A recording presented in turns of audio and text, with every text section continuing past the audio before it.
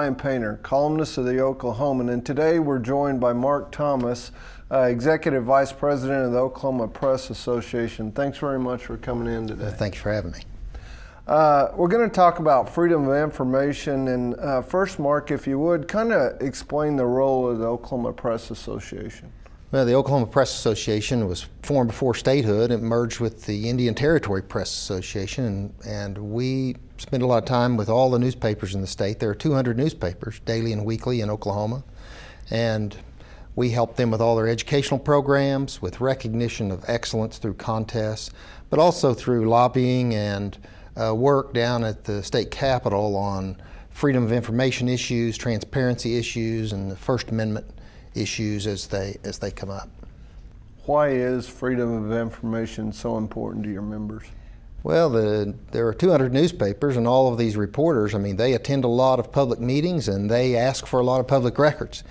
And they are really supposed to be the watchdog and the eyes and ears for the public who can't take off from work and attend every meeting.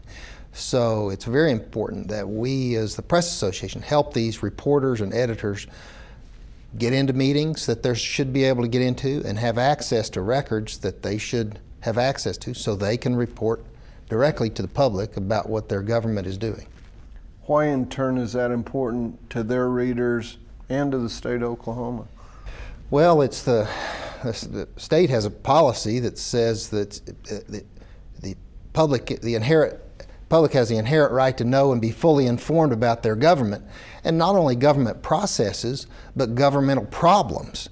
And citizens need to know when their government is functioning well and when it's not functioning well.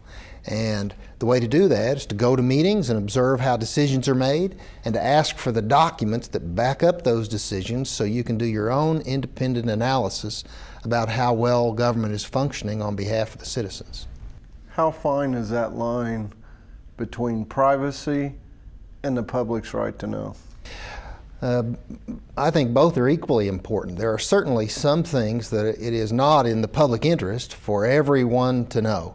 It's a very fine line because you want to be able to know about not only the people that work for the government, but the private things that they get involved in that affect their decisions, because many of them are just volunteer citizens that have to make these kind of decisions.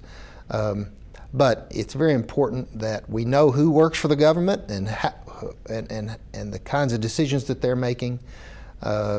And we've lost a few battles recently about that, but it's a pendulum. Something will happen where it will be important for the press and the public to know more about public officials and people that work at government. And so the pendulum will swing back to more openness, and then it swings back and forth between privacy and the public interest. So that's why it's a very fine line, and it's a swinging pendulum, and so we work on it all the time.